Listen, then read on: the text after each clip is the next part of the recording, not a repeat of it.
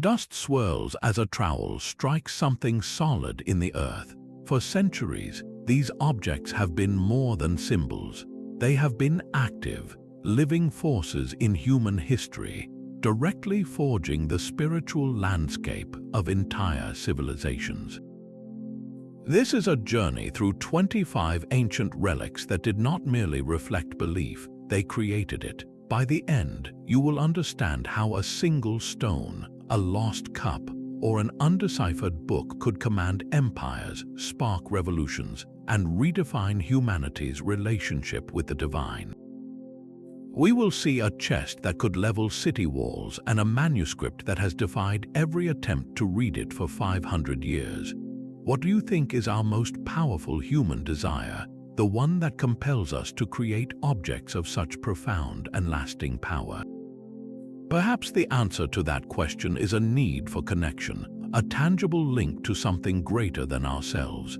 And no object in history embodies that desperate, sacred yearning more completely than the first relic on our list, the Ark of the Covenant. This was not just a holy box. According to the Hebrew Bible, it was a throne, crafted from acacia wood and sheathed in pure gold. It was designed to be carried by priests using long poles, for no human hand was ever to touch it directly. Its lid, a solid gold slab called the mercy seat, was flanked by two cherubim with wings outstretched. This was understood to be the very earthly footstool of God, the point where heaven met earth.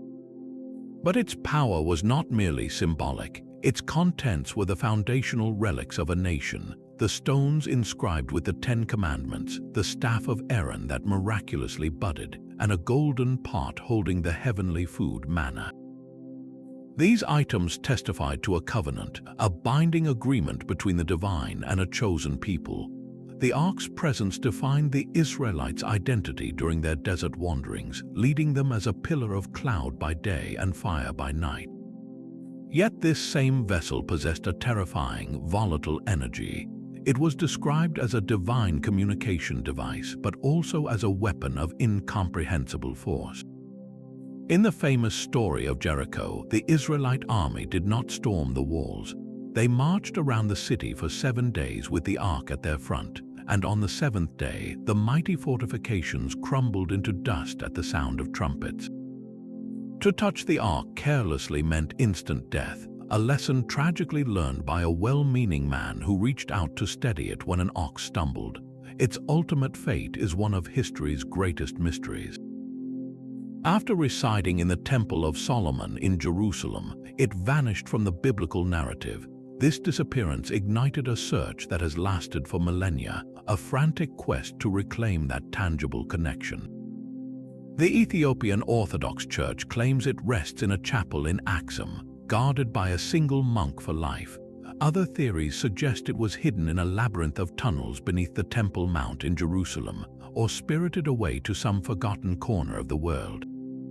The enduring obsession with finding the Ark speaks to its unmatched legacy. It was the ultimate relic, a physical container for the divine will that could forge a nation's identity one moment and shatter its enemies the next.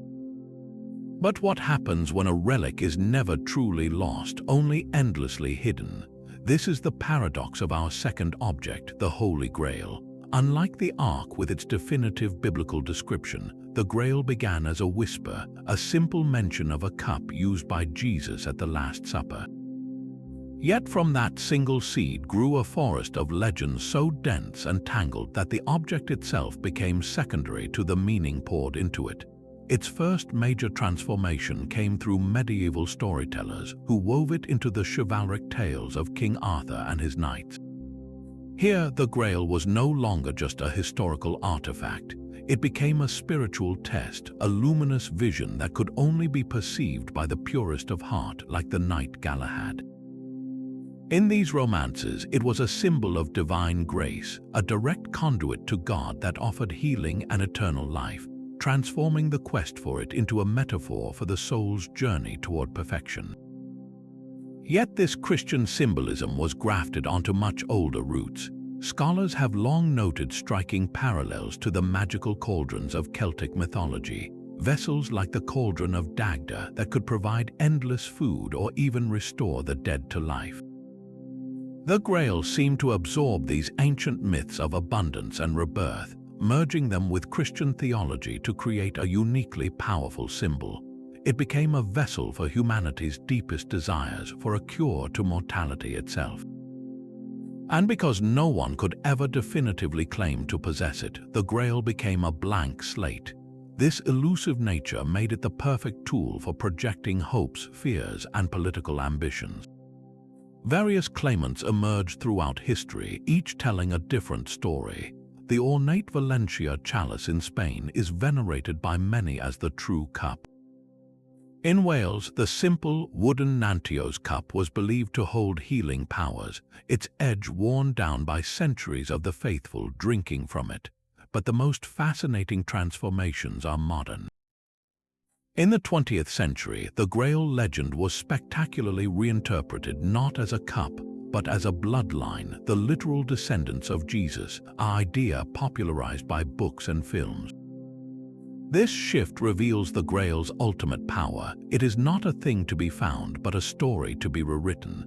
It reflects whatever a society values most, whether that is divine connection, royal lineage, or hidden knowledge.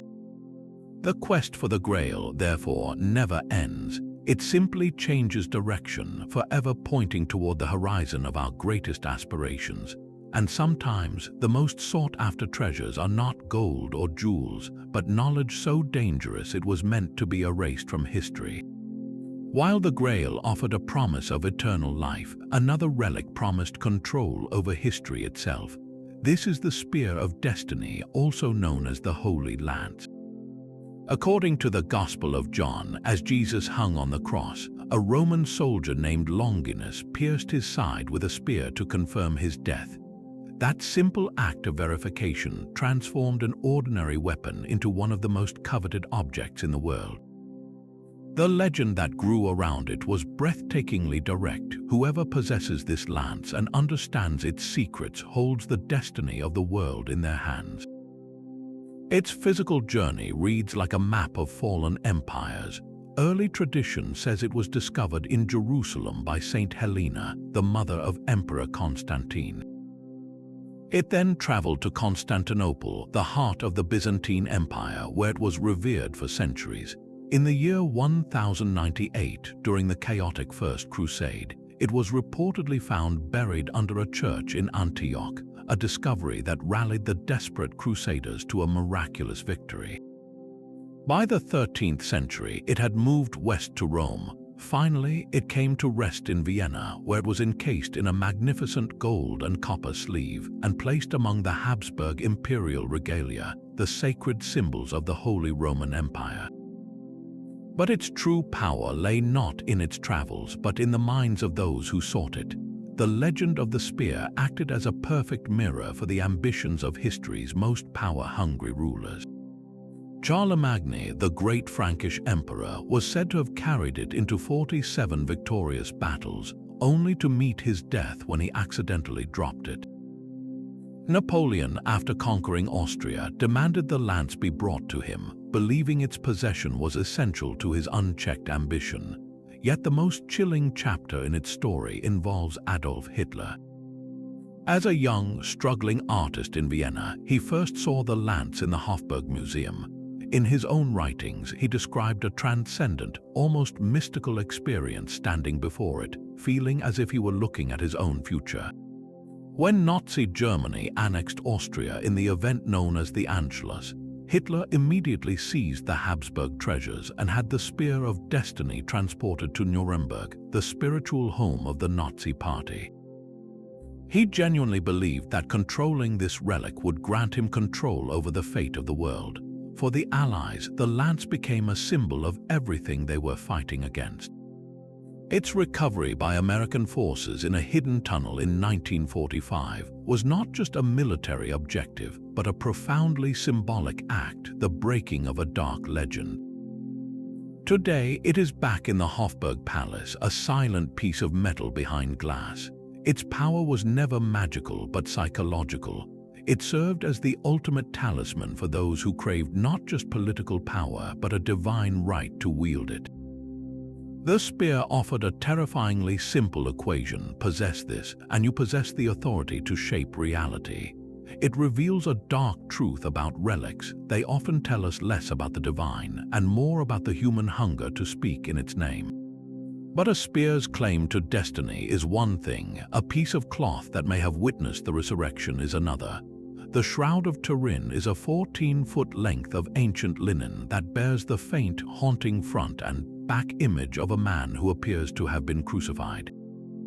The details are unnervingly specific: lacerations from a scourging, wounds at the wrists and feet, a puncture in the side, and even what looks like blood matting the hair from a crown of thorns.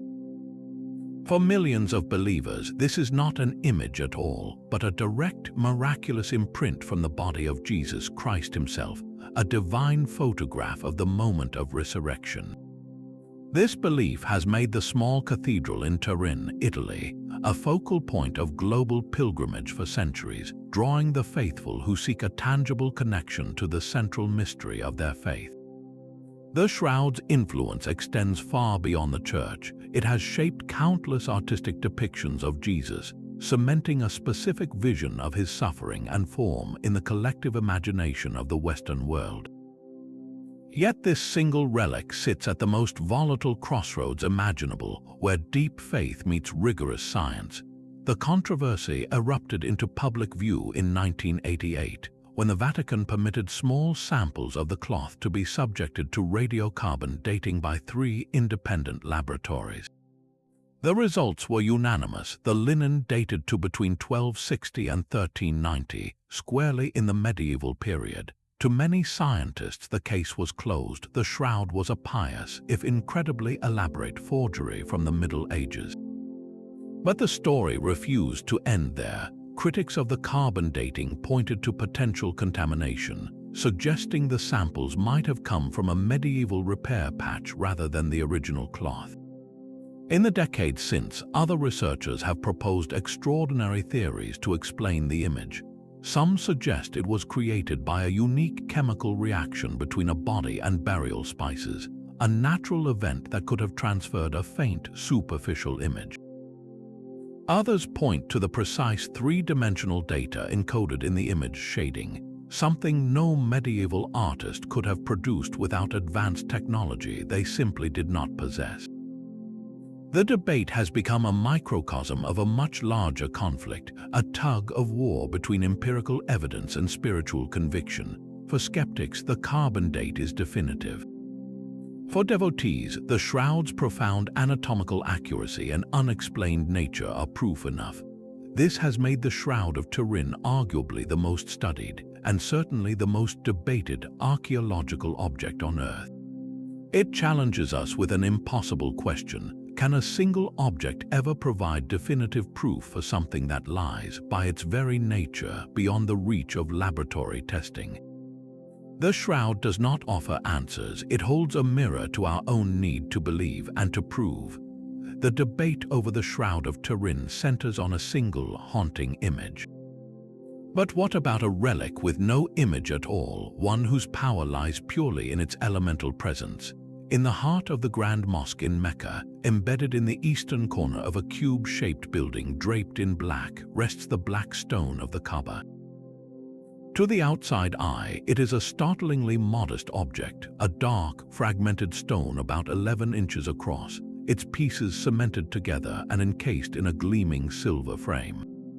There is no intricate carving, no divine face gazing back. Yet for nearly 2 billion Muslims around the world, this stone is the earthly focal point of their faith, the point toward which they pray 5 times a day.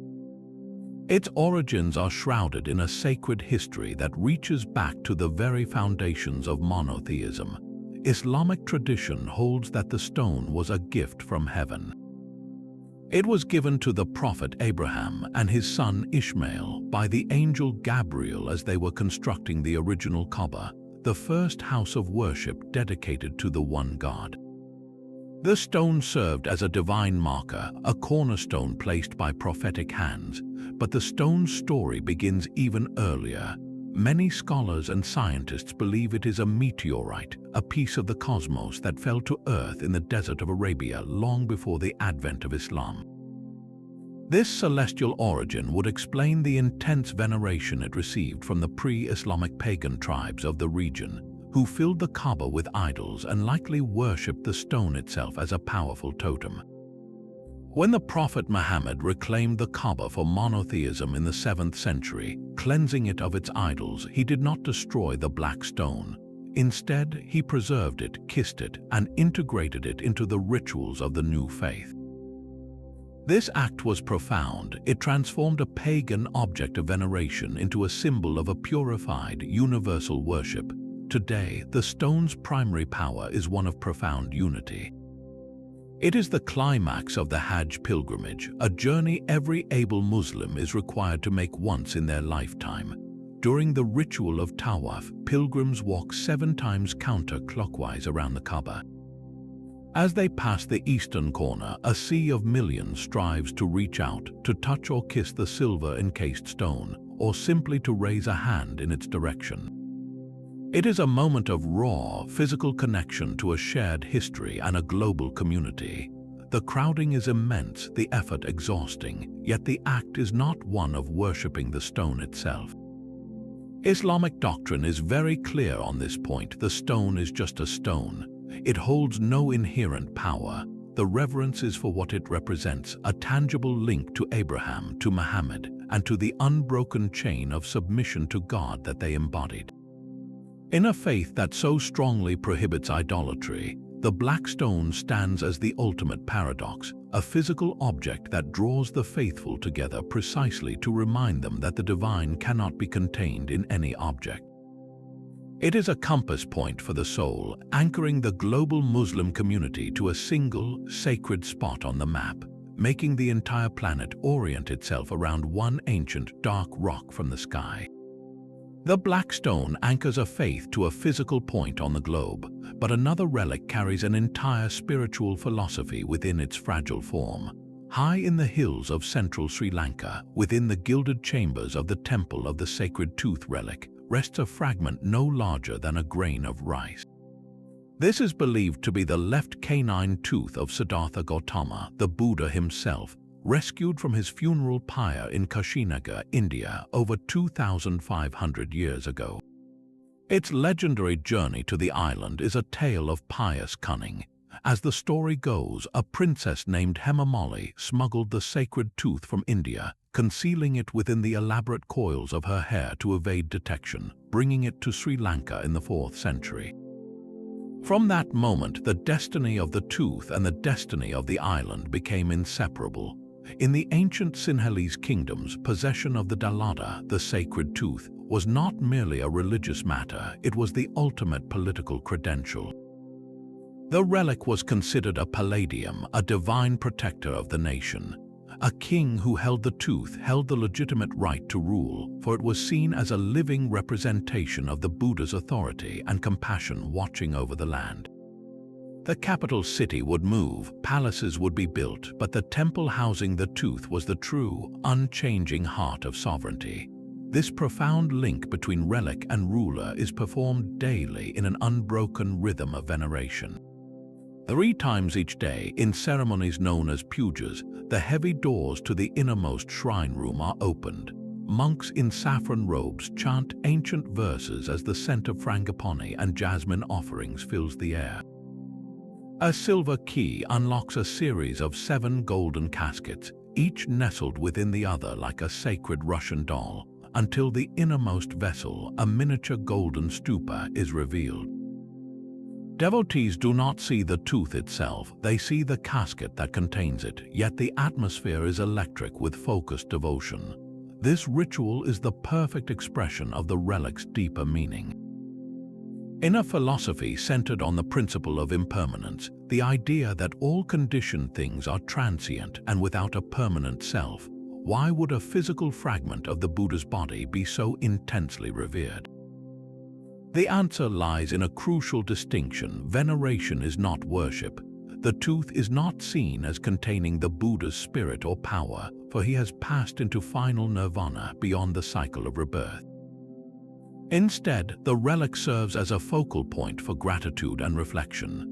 It is a tangible reminder of a human being who achieved the ultimate goal, a trigger for contemplating his teachings on ending suffering.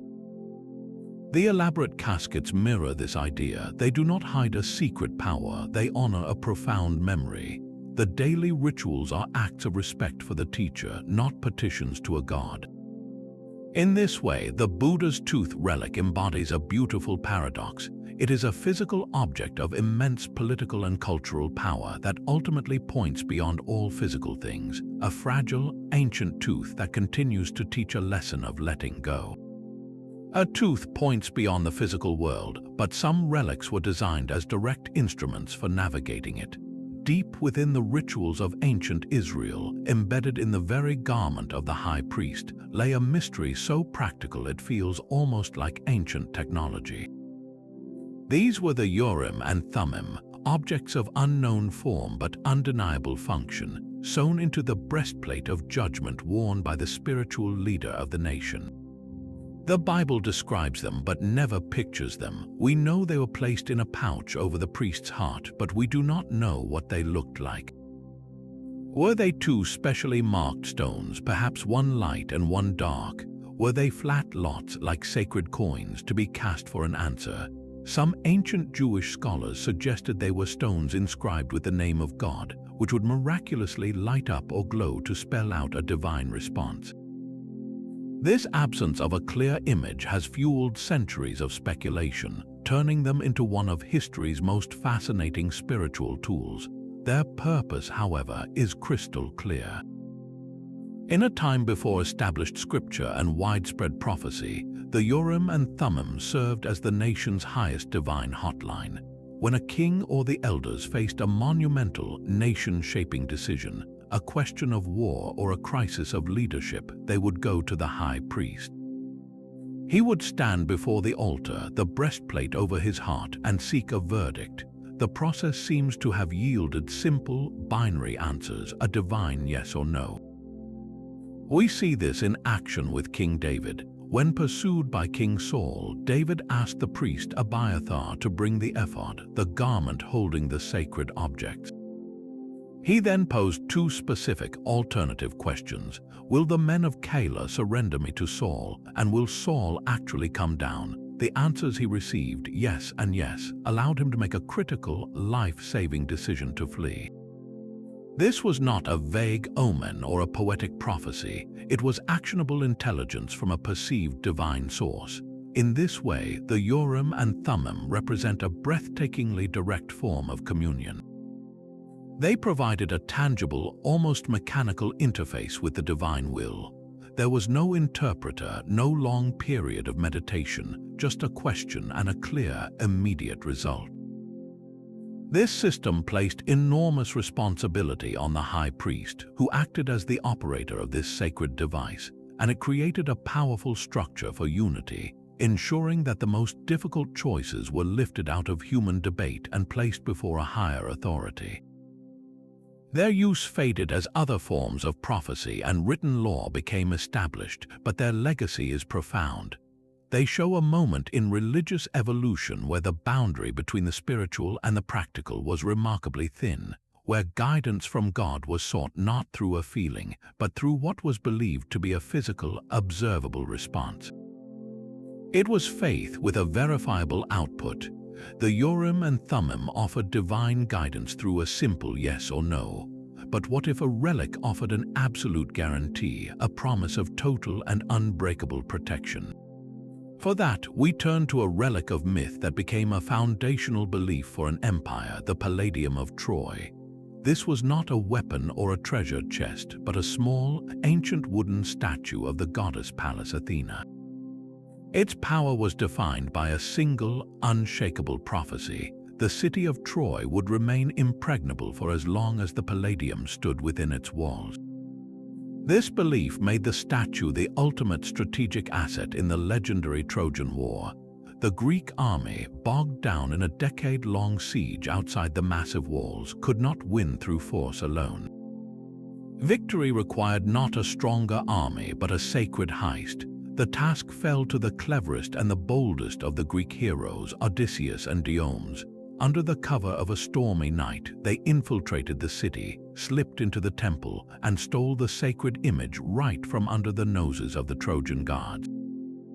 With the Palladium gone, the divine protection was lifted. Soon after, the Greeks executed their famous ruse of the giant wooden horse and Troy fell.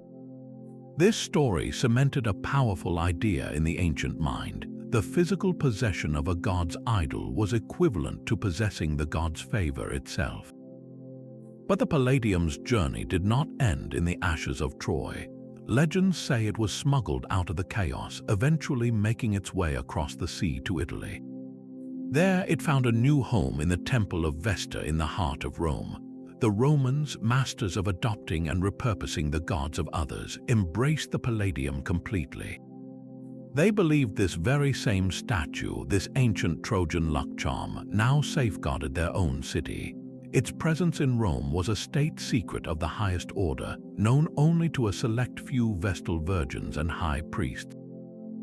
Publicly, the Romans celebrated their own founding myths, but privately, they placed their ultimate trust in a stolen relic from their most famous defeated enemy. This was more than superstition, it was brilliant political theology. By claiming the Palladium, Rome was claiming a transferred destiny. They were asserting that the divine favor that had once protected Troy had now chosen them, legitimizing their rise as the new eternal city. The safety of the entire state was symbolically tied to the safekeeping of this small, wooden figure. It represents perhaps the purest form of relic belief, where the object is not just venerated, but is actively understood to be a container for a supernatural force that can decide the fate of civilizations. The Palladium was a switch, and whoever held its hand held the power to turn a city's defenses on or off. While a stolen idol could protect a city, another stone anchored the entire cosmos. At the sacred site of Delphi, perched on the slopes of Mount Parnassus, rested the Omphalos stone. This was no ordinary rock, it was the navel of the world. Greek mythology explained its origin with a story of divine verification. Zeus, king of the gods, wanted to locate the exact center of the earth. He released two golden eagles from the opposite ends of the universe, commanding them to fly toward each other. Their meeting point, where their paths crossed in the sky, was Delphi. To mark this sacred spot, a stone was placed there, the Omphalos. It was often depicted as a rounded, dome-shaped stone, sometimes covered in a net-like pattern, symbolizing the cosmic web that connected all things to this central point. But this was far more than a geographical marker. Delphi was the home of the most famous oracle in history, the Pythia. This stone sat at the very heart of that operation. Before the priestess would descend into her chamber to breathe the intoxicating vapors rising from a crack in the earth, before kings and commoners alike would present their desperate questions about war, marriage, and fate, they would acknowledge the Omphalos. It was the fixed point, the axis mundi, around which the chaotic and uncertain world revolved. For the ancient Greeks, this was not poetic metaphor, it was cosmological fact. Their entire understanding of order rested upon it. The stone anchored their universe, providing a literal and spiritual center that made the world knowable and stable. This centrality made Delphi the single most important site for accessing divine wisdom. For centuries, the powerful of the Mediterranean world made the arduous pilgrimage to this remote mountainside. They brought lavish gifts, built magnificent treasuries to house their offerings, and waited their turn to ask the god Apollo, speaking through the Pythia, for guidance. The answers were famously cryptic, but the seekers believed them to be absolute truth precisely because they came from the center of everything. The Omphalos stone's power was therefore one of orientation. In a world filled with perilous seas, rival city-states, and capricious gods, it gave the Greeks a reference point. It told them where they were in relation to the divine. All roads of faith and fate led back to this one stone, assuring them that even in chaos, there was a center that held. It transformed a rugged Greek mountainside into the crossroads of the world, a place where humanity could stand at the very navel of creation and whisper its questions into the ear of the gods. A stone marked the center of the world, but the Egyptians carried the key to what lay beyond it. In countless tomb paintings, temple carvings, and amulets placed upon the chests of mummies, one symbol is everywhere: the Ankh. It is a simple shape, a looped cross, yet it held the entire Egyptian cosmos in its form. This was not just art, it was a functional tool, the key of life itself. The loop represented the eternal, the infinite cycle of the sun and the Nile's floods, while the vertical shaft was the path of life descending into the mortal world. Together, they symbolized the union of opposites, the divine breath that animated all creation. This profound meaning made it the ultimate attribute of power. In every depiction, gods and goddesses are seen clutching the Ankh in their hands, often pressing it to the lips of a pharaoh. This was not a symbolic gesture, it was a literal transfer. The Ankh was understood to carry the very breath of eternity. The sustaining force of Ankh was Seneb, life, dominion, health. By offering it to the king's mouth, the god was performing a sacred act of resuscitation, breathing everlasting life into the ruler who was the bridge between heaven and earth. But you did not have to be a pharaoh to wield this key. For the ordinary Egyptian hoping to navigate the perilous journey through the underworld, the Ankh became the most potent amulet one could possess.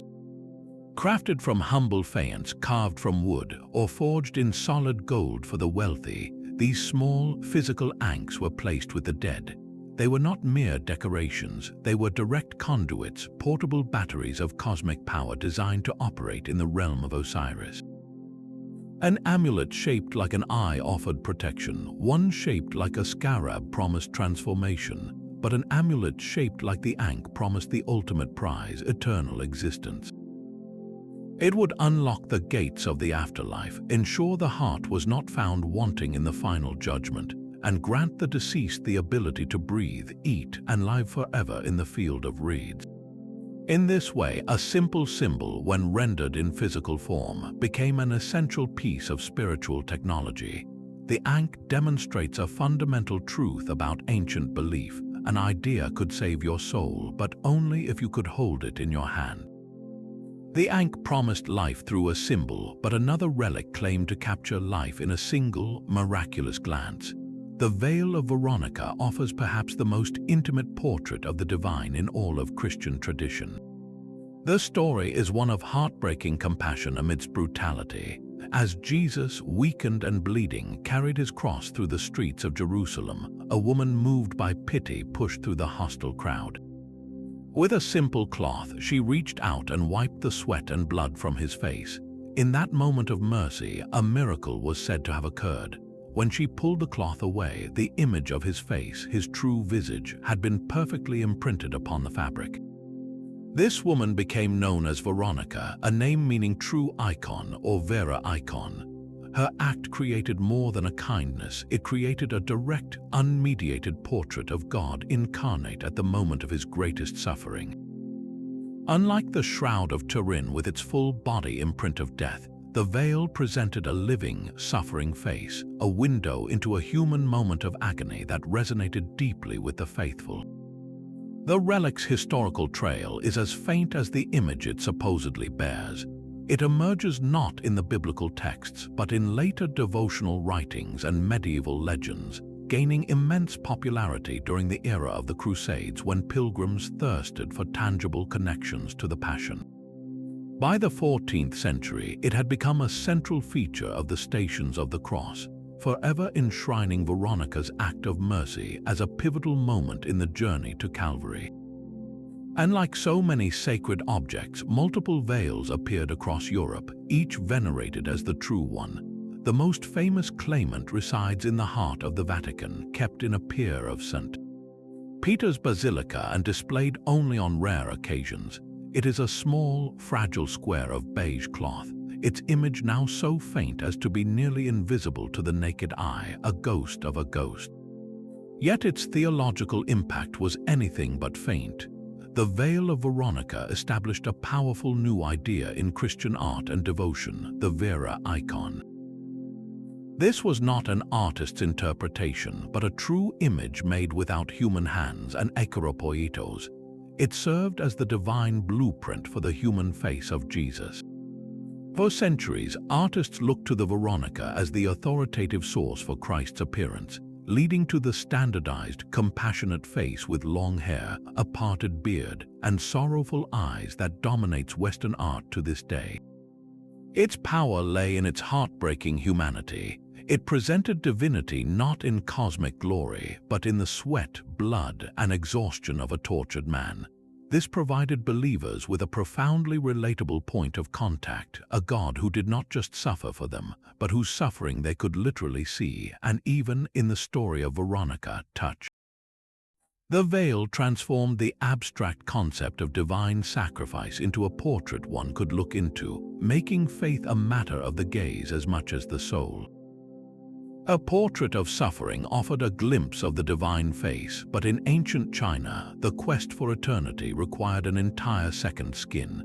Deep within the tombs of Han Dynasty royalty, archaeologists have uncovered some of the most breathtaking and labor-intensive funerary objects ever created, the jade burial suits. Picture the remains of a prince or princess, not merely adorned with jewelry, but entirely encased in a full-body armor of stone.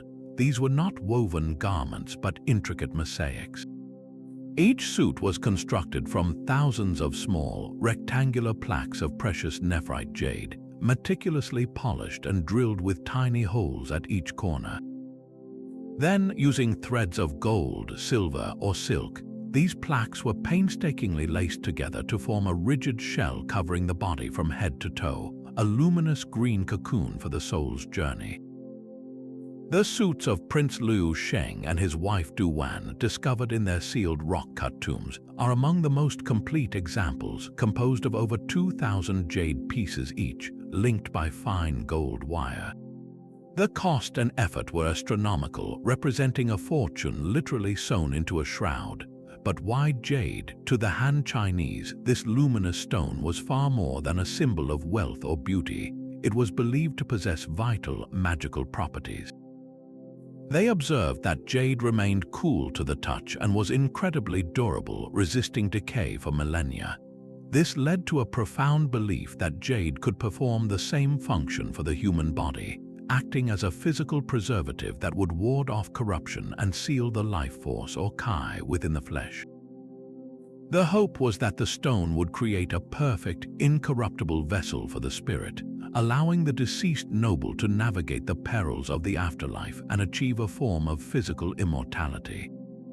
This obsession with bodily preservation was deeply tied to the Taoist philosophies flourishing at the time, which emphasized harmony with nature and the pursuit of longevity through elixirs, breath exercises, and special diets. The jade suit was the ultimate expression of this quest, a permanent, perfect solution crafted from the Earth's most eternal substance. Yet these suits also tell a stark story of power and hierarchy. Their use was strictly regulated by sumptuary laws. Emperors were buried in suits threaded with gold, princes and high nobles with silver, and lower-ranking aristocrats with silk or copper. The material of the thread was a public declaration of status, a final, immutable line in the social register that followed you into eternity. In this way, the jade burial suits crystallize a fascinating duality. They were objects of profound spiritual hope, designed to cheat death itself, and simultaneously, they were the ultimate symbols of earthly privilege, ensuring that even in the realm of the gods, everyone knew their place.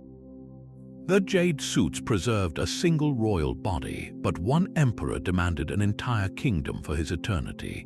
Buried in silent, regimented rows beneath the dry earth of Shaanxi province lies the terracotta army, a funerary relic on a scale that defies comprehension.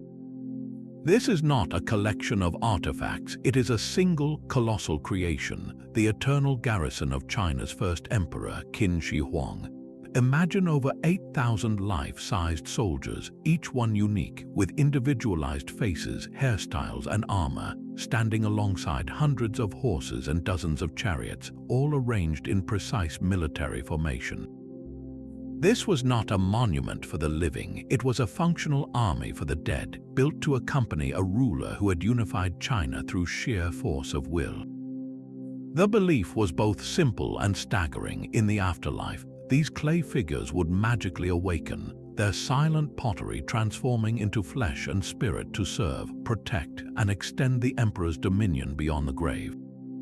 This belief represented a profound and merciful evolution. In earlier dynasties, rulers were often buried with their actual servants, soldiers, and concubines, sacrificed to continue their service in the next world. The terracotta army was a cosmological compromise of breathtaking ambition. It replaced the sacrifice of living humans with the most extravagant sculpture project in history. Every meticulously crafted figure, from the lowly infantryman to the towering general, was a soul substitute, a ghostly retainer paid for in clay and labor instead of blood. Yet this army is also the ultimate projection of power. Qin Shi Huang did not just want companionship in death, he demanded continued control. The pits are arranged like a permanent military base, with vanguard units of archers and crossbowmen, a main force of armored infantry, a command post with high-ranking officers, and even a stable for cavalry. Each soldier originally held real bronze weapons, spears, swords, and crossbows, making the threat feel chillingly real. This was a statement carved into the landscape itself, that the emperor's authority, his bureaucracy, and his capacity for war were eternal conditions. He had standardized weights, measures, and writing in life, and in death he standardized his own immortality. The army, hidden for over 2 millennia, tells us that for some, belief was not about reaching the divine, but about ensuring the divine order they created on earth would never, ever end. An emperor's silent clay army speaks a clear language of power, but from the same ancient era comes a relic that speaks in a language no one can understand. Discovered in the ruins of the Minoan palace of Phaistos on the island of Crete, the Phaistos disc is a 6-inch circle of baked clay, roughly 3,500 years old. Its face is a mesmerizing spiral of mystery. Pressed into the soft clay before firing are 241 individual symbols, arranged in a clockwise coil that winds from the outer edge into the center. These are not hand-drawn marks, they are the product of a set of stamps, making this disc one of the earliest known examples of movable type printing in human history, a technological leap that would not be seen again for millennia. But what it says remains utterly silent to us. The 45 distinct symbols include human figures, birds, fish, plants, and strange geometric shapes, a captivating visual poem whose meaning has been locked away since the Bronze Age. For over a century, since its excavation in 1908, linguists, historians, and passionate amateurs have tried to crack its code. Is it a religious hymn to a forgotten goddess, a detailed agricultural calendar for the Minoan farmers, perhaps a set of instructions for a ritual, or even the rules for a sophisticated board game? Every proposed translation is met with immediate and fierce scholarly skepticism because the disc is an isolated artifact. No other example of this script has ever been found. Without more text to compare it to, without a bilingual Rosetta Stone from the Minoan world, every decipherment attempt is essentially a guess, a projection of modern hopes onto ancient clay. This profound undecipherability has ironically shaped powerful modern beliefs. It fuels the captivating idea of a lost advanced knowledge from a prehistoric world. The use of stamped symbols suggests a level of bureaucratic or ritual organization that we did not attribute to these early societies, hinting at a complexity that our standard historical narratives might have missed. The disc has become a cornerstone for alternative historical theories, a single piece of evidence held up to suggest entire forgotten chapters of human development. More than that, it taps directly into our own modern fascination with puzzles. In an age where information is instantly accessible, the Phaistos disc is a permanent enigma. It represents the ultimate locked door, and our endless attempts to pick the lock tell us less about the Minoans and more about ourselves. We see in its spiral not just symbols, but the shape of a mysterious ancient mind, a consciousness from across the millennia that is reaching out with a message we can see but cannot hear. It stands as a humbling reminder that the past is not a book to be read, but a conversation where sometimes we can only hear one side. The Phaistos disc is a locked door with no key. But from another Greek shipwreck comes a relic that is a fully opened window, revealing a mind-boggling truth we never saw coming. In the year 1900, sponge divers off the coast of the tiny island of Antikythera stumbled upon a Roman-era shipwreck littered with marble statues and bronze treasures. Among the corroded artifacts was a lump of green, calcified bronze about the size of a large book. It was so encrusted and unremarkable that it sat in a museum crate in Athens for decades, labeled as a possible navigational instrument or an astrolabe. Then, in the 1950s, a scientist named Derek de Solla Price began to X-ray the lump. What he saw inside would shatter our understanding of ancient history. The X-rays revealed a complex clockwork of interlocking bronze gears, some with precise triangular teeth, all arranged in a system of astonishing mechanical sophistication. This was not a simple tool. It was an ancient Greek analog computer now known as the Antikythera mechanism. For over 2,000 years, this device had rested on the seafloor, its purpose utterly forgotten. Modern high-resolution imaging and three-dimensional X-ray tomography have since mapped its interior in breathtaking detail, allowing researchers to slowly reconstruct its functions. Inscriptions on its casing served as a user's manual, explaining its celestial purpose. By turning a hand crank on the side, an operator could advance a series of dials and pointers that predicted the positions of the sun and moon, the phases of the moon, and the movements of the 5 known planets across the zodiac. It could even forecast solar and lunar eclipses, not as omens, but as predictable astronomical events. One dial tracked the 4-year cycle of the ancient Olympic Games. This was a portable cosmos in a box, a mechanical representation of the heavens as the Greeks understood them, built to simulate the orderly, mathematical dance of the universe. The impact of this discovery on our beliefs about the ancient world cannot be overstated. For centuries, the narrative of technological progress held that complex geared mechanisms like this did not appear until the cathedral clocks of medieval Europe over 1,000 years later. The Antikythera mechanism forces a complete rewrite. It proves that the Greeks of the 2nd or 1st century before Christ possessed engineering knowledge of staggering precision. They understood gear ratios, differential systems, and astronomical cycles with an accuracy that would not be matched again for generations. This relic single-handedly bridges the gap between abstract Greek astronomy and practical, applied mechanics. It shows a civilization not just contemplating the stars, but building a physical machine to track them, to bring the grand clockwork of the heavens down to human scale. The mechanism reshapes our belief about ancient science from one of pure philosophy to one of integrated, hands-on engineering genius. It was a relic of a different kind, one that modeled divine order not through prayer or sacrifice, but through mathematics and bronze gears, revealing a forgotten path of human ingenuity that was lost to the sea for 2 millennia.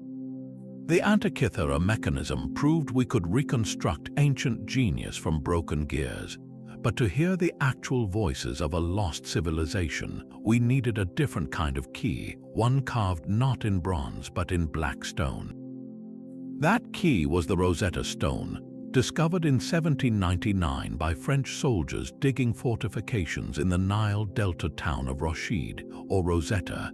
This slab of dark granodiorite was immediately recognized as something extraordinary. It bore the same decree issued by priests in honor of Pharaoh Ptolemy V, inscribed in 3 distinct scripts. At the top were the elegant pictorial hieroglyphs, the sacred writing of the temples. In the middle was Demotic, the cursive everyday script used by the common people. and at the bottom was ancient Greek, the language of the ruling Ptolemaic government. For centuries, hieroglyphs had been the ultimate mystery. To the European scholars of the Enlightenment, they were seen as magical symbols, each one holding a secret philosophical truth, a code of pure mysticism with no connection to a spoken language. The Rosetta Stone changed everything. It presented a clear, audacious challenge. Here was a known language, Greek, sitting right beside the unknown. If you could match the Greek text to the Egyptian scripts, you could force the ancient symbols to speak. The race to decipher was intense, a fierce intellectual battle that played out across Europe for over 2 decades. The initial breakthrough came from an English physicist named Thomas Young, who correctly identified that the cartouches, the oval rings, contained royal names like Ptolemy.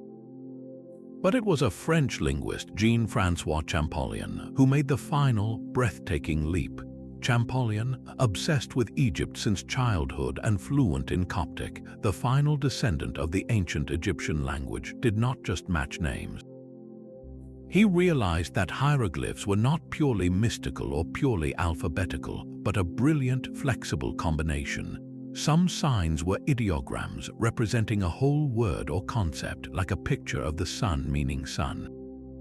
But crucially, others were phonetic, representing sounds. Using the names as a starting point, he painstakingly built a phonetic alphabet, then applied it to other words.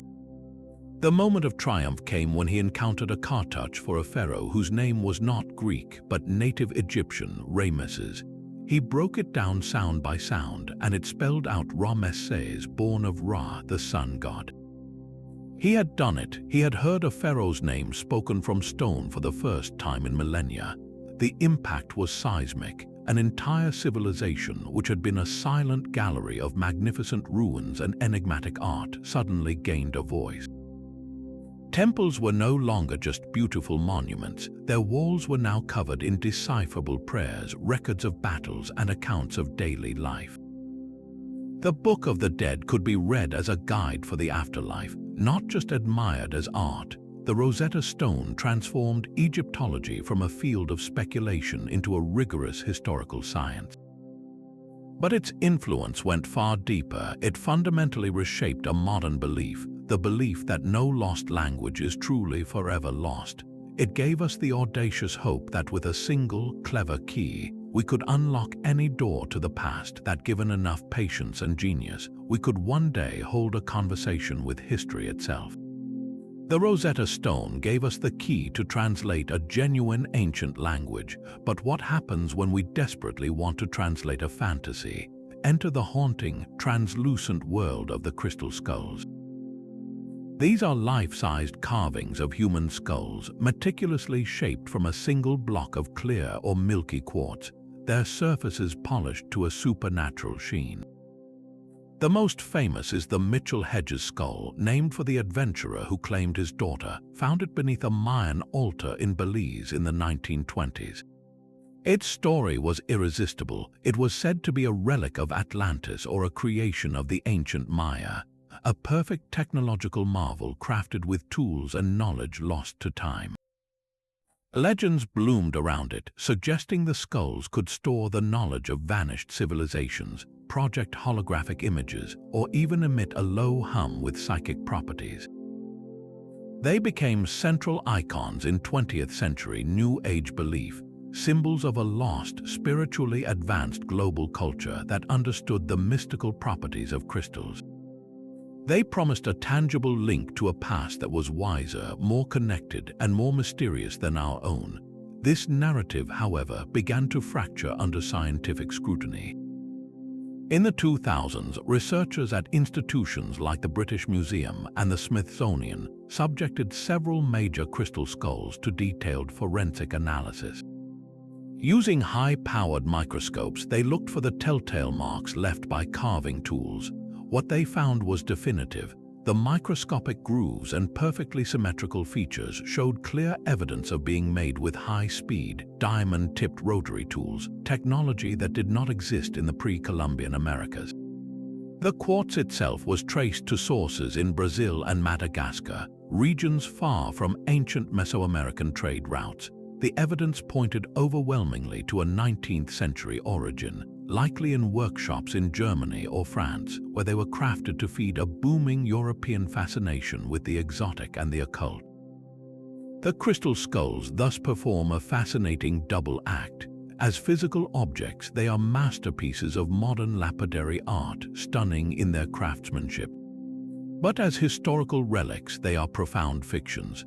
They serve as the perfect case study in how a modern desire, a longing for a more magical and interconnected ancient world, can literally manufacture its own evidence. We did not discover these skulls, we dreamed them into being and then carved them to match the dream. They show that the power of a relic often lies not in its authentic age, but in the strength of the story we are willing to believe. The crystal skulls were born from a modern desire for a mystical past, but in medieval Europe, the most powerful relics were not carved from fantasy, but harvested from flesh. The veneration of saintly body parts was not a morbid obsession, it was a cornerstone of Christian faith and society. The theology was clear and profound. A saint was not just a holy person, they were a human being who had lived so closely with God that their very body had become a temple of the Holy Spirit. In death, that sanctity did not vanish, it became concentrated. A finger, a tooth, a sliver of bone, these were not mere remains, they were conduits, physical points where heaven and earth continued to touch. They were believed to radiate holiness and could channel divine power, producing miracles of healing and protection for those who prayed near them. This belief created an economy of the sacred with staggering consequences. The demand for these tangible links to holiness was insatiable, far outstripping the natural supply of saintly corpses.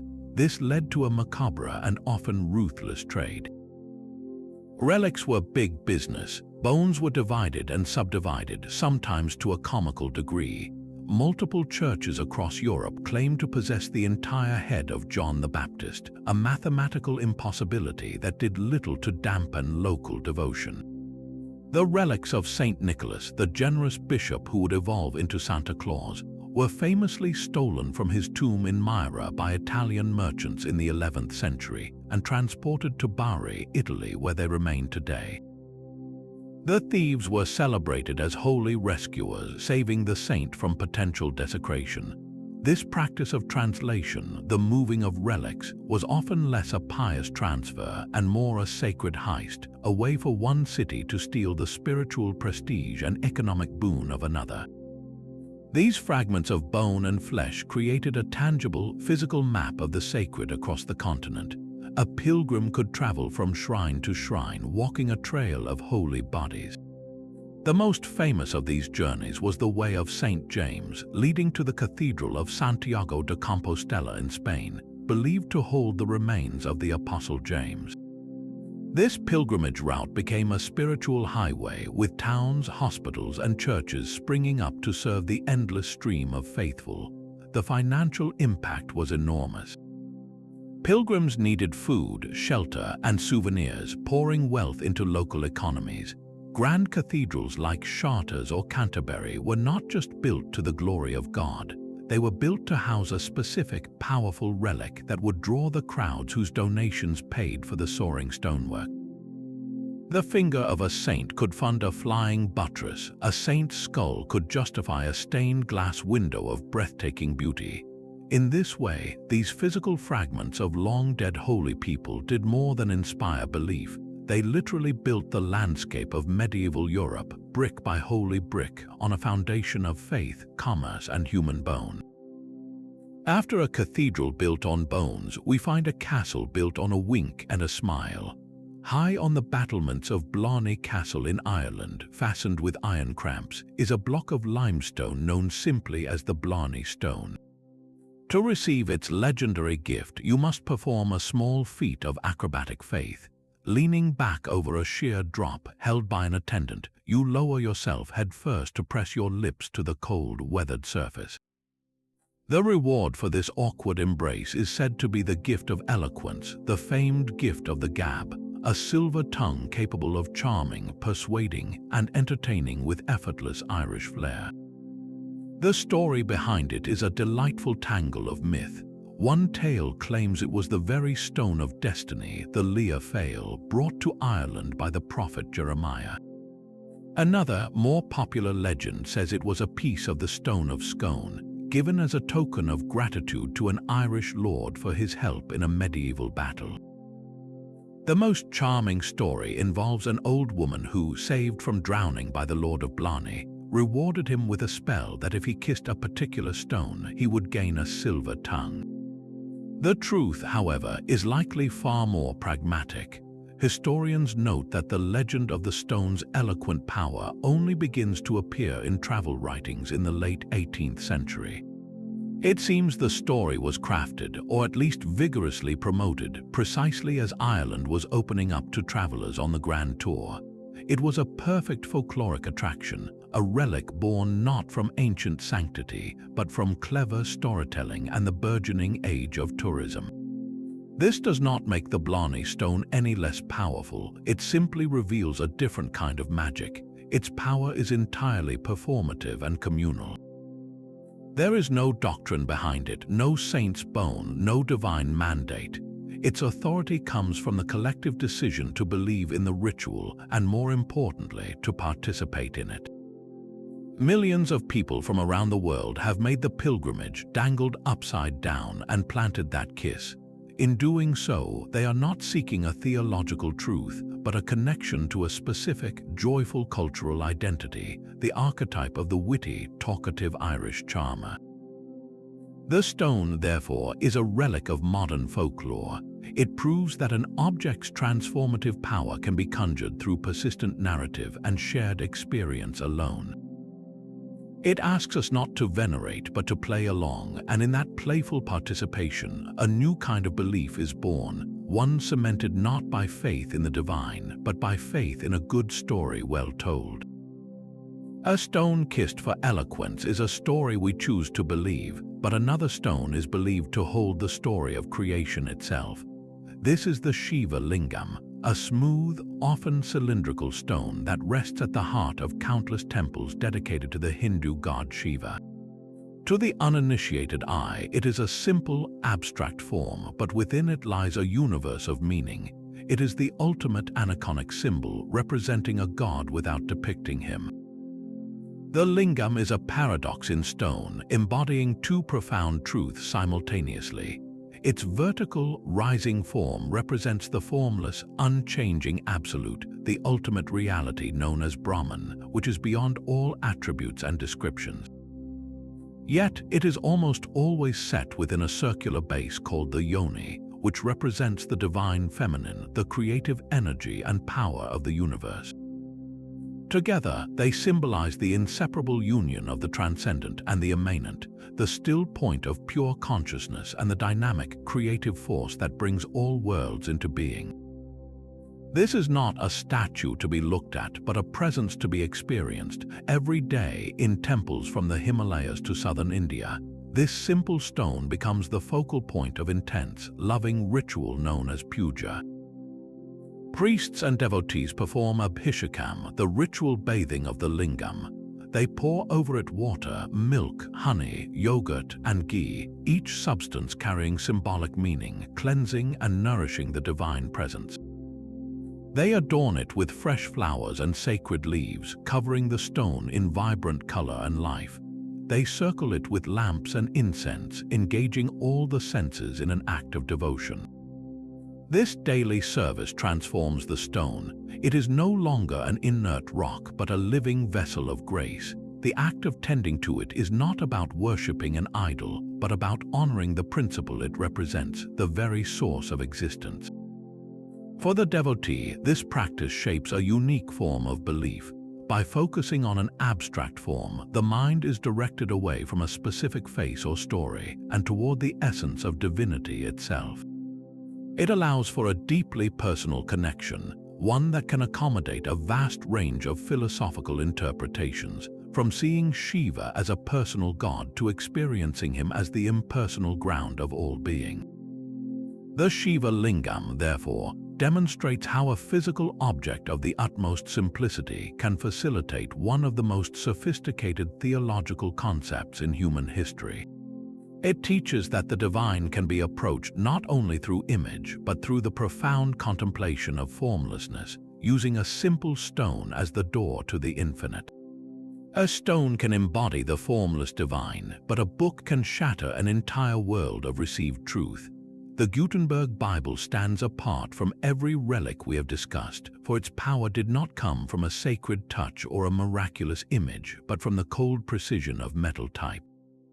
Crafted in Mainz, Germany, around the year 1455, it is a work of breathtaking beauty, its pages filled with crisp, uniform black-letter text, with spaces left for elaborate hand-painted illuminations. But its true revolution was invisible, lying in the method of its creation. Johannes Gutenberg did not invent printing, but he perfected the system of movable metal type, where individual letters could be arranged, locked into a frame, inked and pressed onto paper, then disassembled and reused for the next page. This was a relic born of engineering, a machine for manufacturing belief. For centuries, access to the Bible was tightly controlled. Scriptures were copied by hand, almost exclusively by monastic scribes, a process that was slow, expensive, and prone to human error. A single Bible could cost a fortune, equivalent to a middle-class family's entire yearly income. This meant knowledge of the text was filtered through the clergy, who interpreted it for the masses. The Word of God was a distant echo, heard only through a priestly intermediary. Gutenberg's invention changed that equation with terrifying speed. While his first Bibles were still costly masterpieces, the technology itself was a genie that could not be put back in the bottle. Soon, printing presses sprang up across Europe, churning out not just Bibles but pamphlets, critiques, and new translations at an unprecedented rate. The cost of books plummeted. For the first time, a merchant, a farmer, or a weaver could potentially own a personal copy of Scripture. They could read the words for themselves, form their own understandings, and question the interpretations handed down by the established church. This technological democratization became the dry tinder for the spiritual wildfire of the Protestant Reformation. When Martin Luther nailed his 95 Theses to the church door in 1517, it was the printing press that turned a local academic debate into a continental revolution. Luther's writings, and those of his supporters and critics, were mass-produced and spread from city to city in weeks, not years. The central Reformation cry of sola scriptura, by Scripture alone, was only possible because Scripture was suddenly, tangibly, alone in the hands of the people. The Gutenberg Bible, therefore, is the ultimate relic of transition. It is a physical object whose value lies not in the holiness of its materials, but in the world-altering process it represents. It transferred the locus of religious authority from the institution to the individual, from the pulpit to the printed page. It reshaped belief not through a miracle, but through mechanics, proving that sometimes the most sacred power is the power to copy, to share, and to read.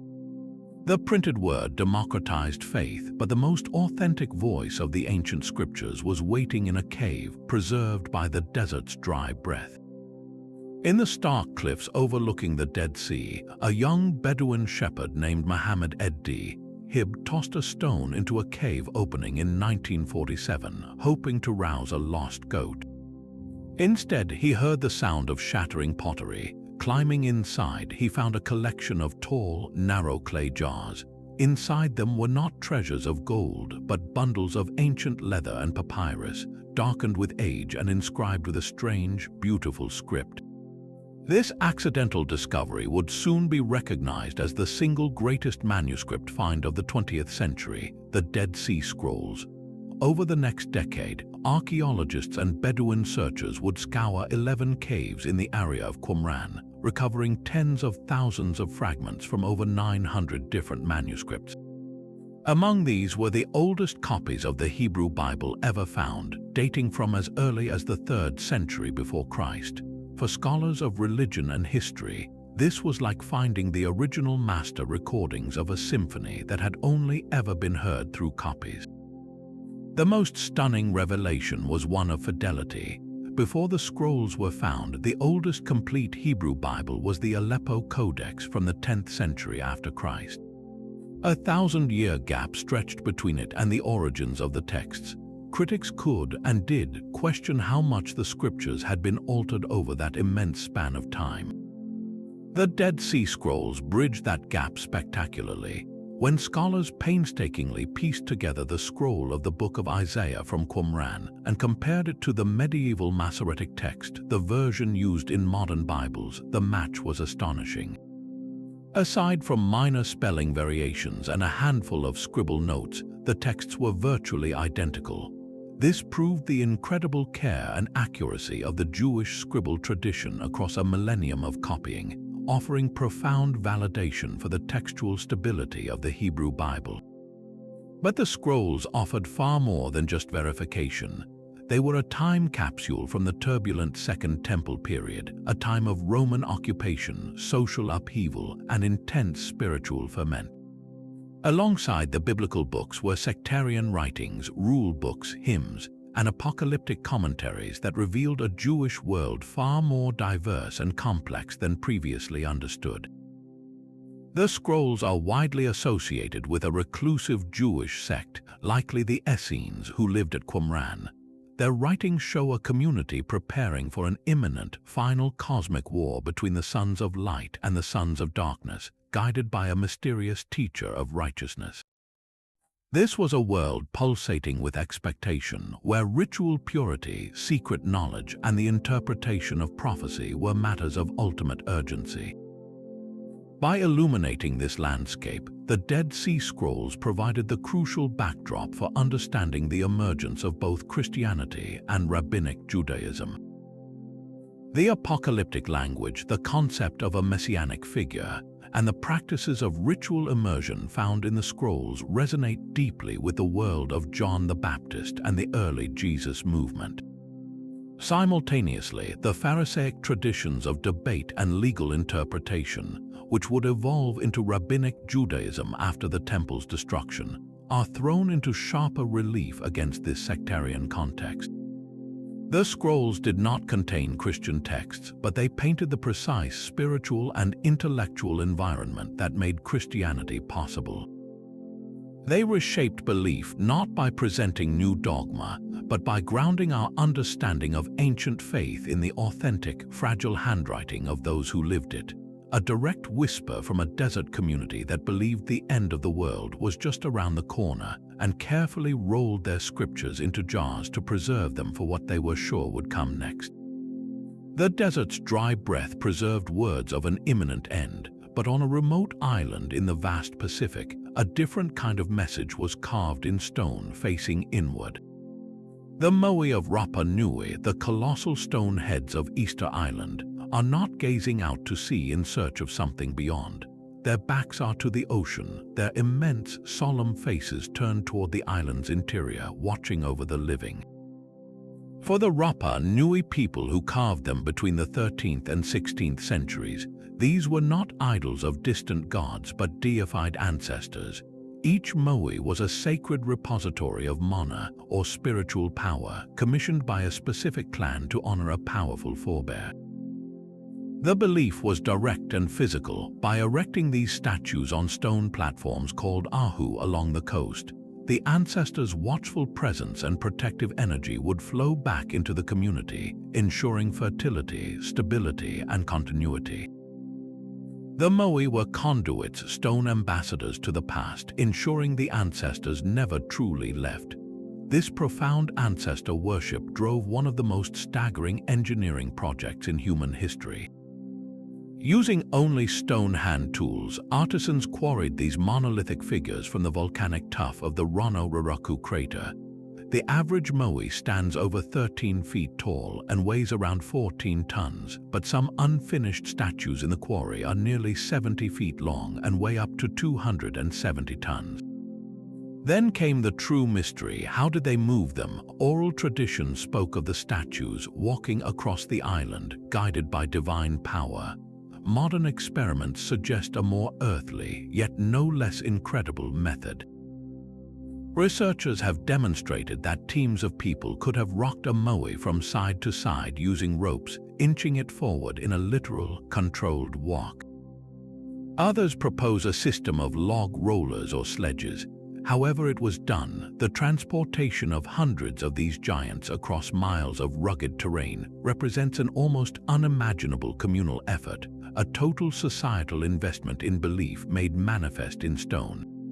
This investment, however, would lead to a devastating paradox. The very act of honoring the ancestors to ensure survival may have triggered societal collapse. To move the statues, vast quantities of timber were needed for ropes and sledges. Evidence shows the island was once covered in a lush palm forest, but as moai construction reached a frenzied peak, the trees were felled faster than they could regrow. The deforestation led to catastrophic soil erosion, the collapse of bird populations, and a drastic reduction in the ability to build fishing canoes. The ecosystem that supported a complex society crumbled. In the resulting crisis, belief systems shattered. The ancestor cult that built the moai gave way to a new, more desperate religion centered on the birdman competition, a violent annual ritual to choose a leader. The statue construction ceased and clan warfare erupted. Many moai were deliberately toppled, their stone eyes, once inlaid with coral and obsidian, staring blankly at the sky they were meant to bridge. The silent giants thus became relics of a double warning. They testify to the incredible human capacity for collective faith and engineering, the drive to make the intangible permanently tangible. But they also stand as stark monuments to the consequences of environmental overreach, even when motivated by the most sacred of duties. In the modern era, their isolated, enigmatic presence has reshaped our own beliefs, becoming global symbols of mystery, human folly, and a haunting question: what happens when the very act of venerating the past consumes the future? The silent moai warn of a society that lost its connection to the land, but in ancient Mesopotamia, connection to the dead was a daily duty sealed in clay.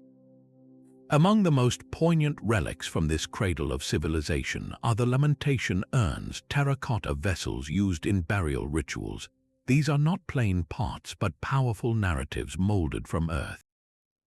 Their surfaces are often carved with scenes of profound grief, figures with hands raised to their heads in a timeless gesture of mourning, weeping beside a bier.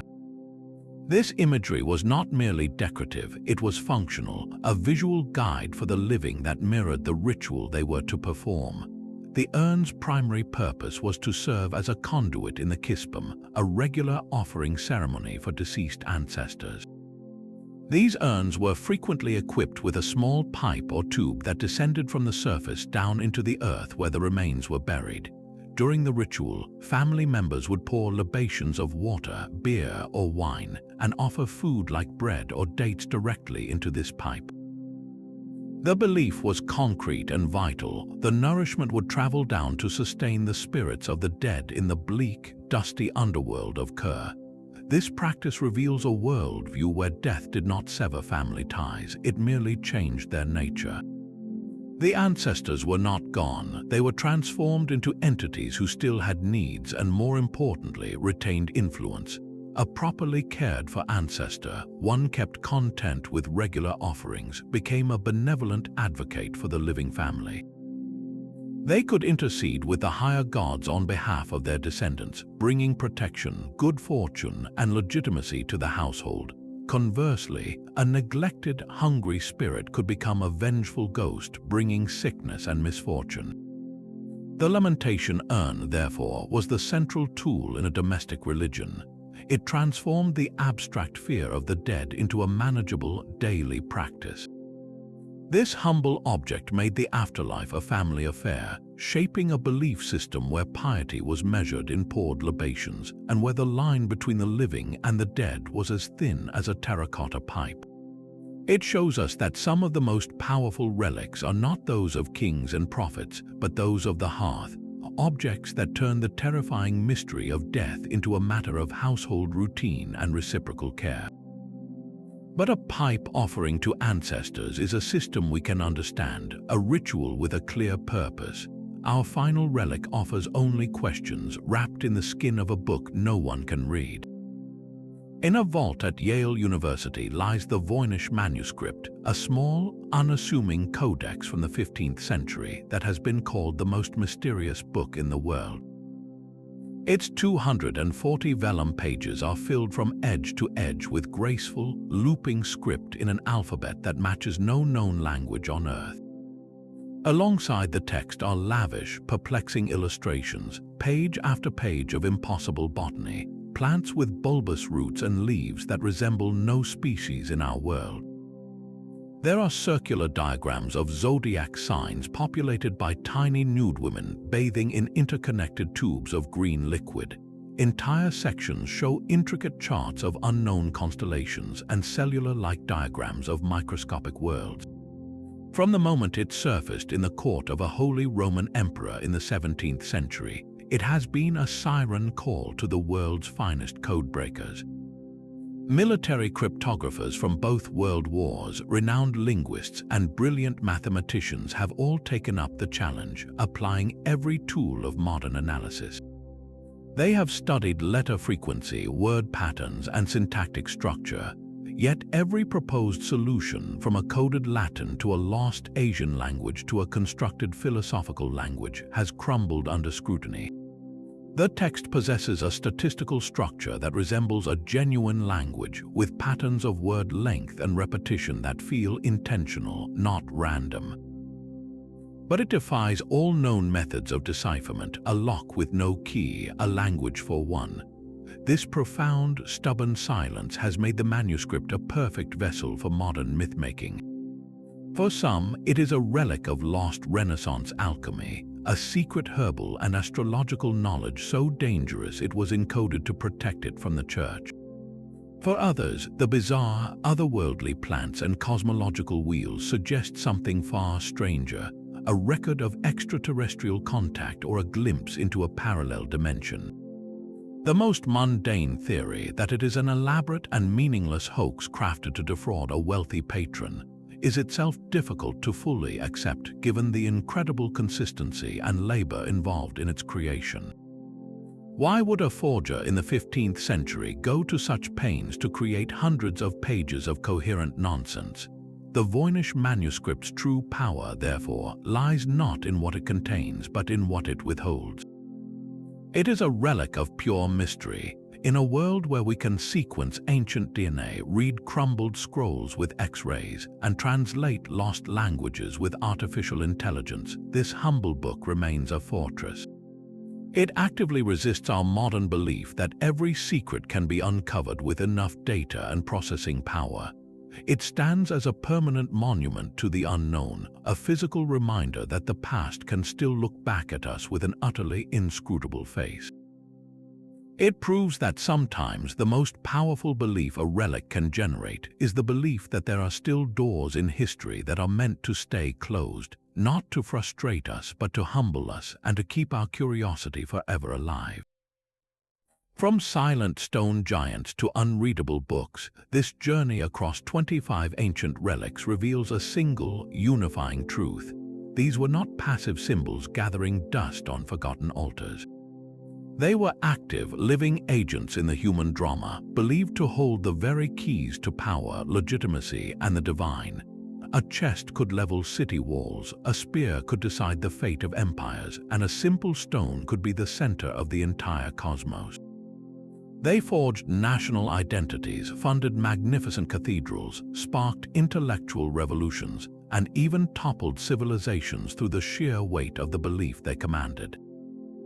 Each object, in its own way, served as a desperate, brilliant bridge across the greatest chasm of all, the space between our mortal world and the realm of the eternal. They were humanity's attempt to make the intangible tangible, to hold infinity in the palm of the hand. And in that struggle, we see not just the history of faith, but the very shape of the human heart. We still build our bridges today. Our modern relics may be digital codes, championship trophies, or even the first footprints on a distant moon, objects into which we pour our hopes, our identity, and our search for meaning. The need to create, to venerate, and to connect through a physical thing is a thread that stretches unbroken from the Ark of the Covenant to the smartphone in your pocket. So tell me, which of these 25 ancient mysteries resonated with you the most? Was it the silent authority of the Buddha's tooth, the engineering marvel of the Antikythera mechanism, or the haunting silence of the Voynich Manuscript? Share your thoughts in the comments below, and if you want to join more deep dives into the puzzles of our past, be sure to subscribe. The conversation with history is never over.